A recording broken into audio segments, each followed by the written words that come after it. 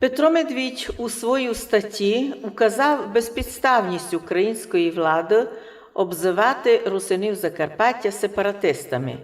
Яка його про це позиція? Петро Медвідь, наш добрий друг, журналіст на нашому русинському Пряшівському краї, добрий, мудрий такий політолог і соціолог, пише ясно і доступно, що якщо б русини Закарпаття були б сепаратисти або настроєні просепаратистськи, то вони б займалися цим ділом прямо активно. Але русини просто просять далеко не демократичну владу України, просто бути визнані. І щоб українська влада свої ж закони не топтала, а визнала русинів мирних.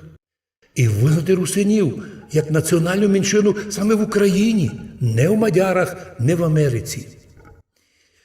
Наявно злочинний заклик, офіційний заклик на днях Арестовича на всю Україну.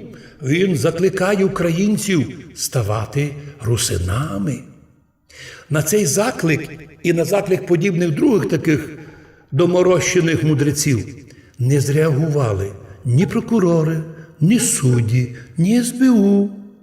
А ось бажання реальних русинів Закарпаття, які без українського визнання суть реальні русини, своїм реальним русинським законом, язиком, культурою, реальним компактним розселенням, з реальною історичною національною територією, котрі хочуть бути визнаними мирно, не б'ються, мирно в Україні русинами, названо спецслужбами, думаю, і їхніми агентурою вуличною, що бігає в масках, українськими судовими рішеннями навіть, та тими глупими, що бігають по вулиці, що це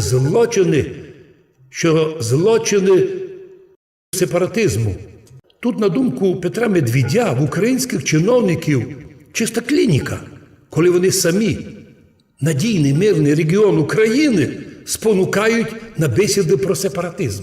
Клеїть сепаратизм, чи навіть втискують голови українців, що жителі Закарпаття – генетичні сепаратисти.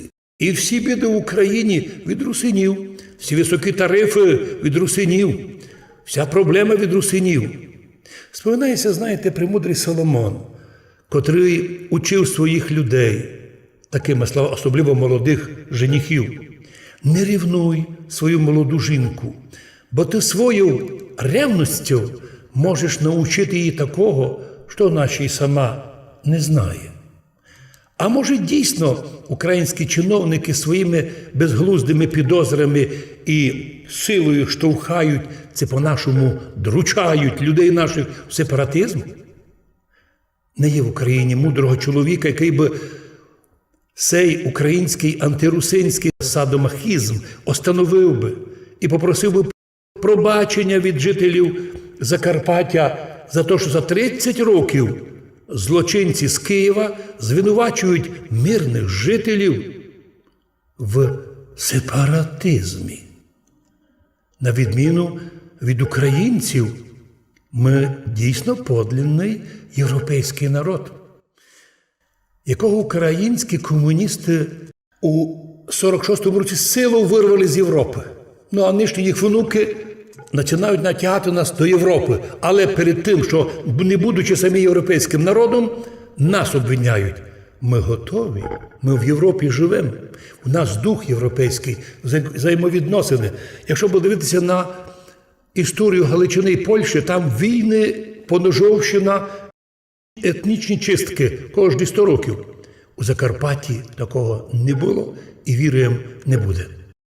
Так, за 30 років у Закарпатті не було навіть натяків на сепаратизм.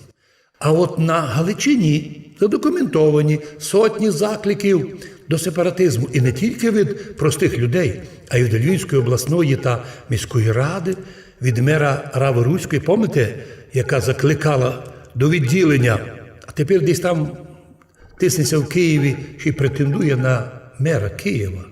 СБУ все то приховало. Вони лише бачать, або навіть хочуть бачити свої фейкові, надумані, придумані питання про сепаратизм в Закарпатті, бо, напевно, вже мають відкриті якісь кримінальні справи, а що з тим робити? І як мені казали, коли мене судили, признайтеся, що ви сепаратизм, і ми вам 50% знизимо вироку.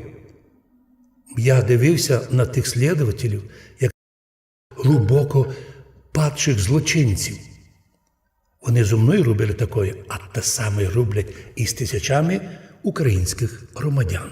Віримо, що й такі факти будуть колись піддані правовим ознакам і суду.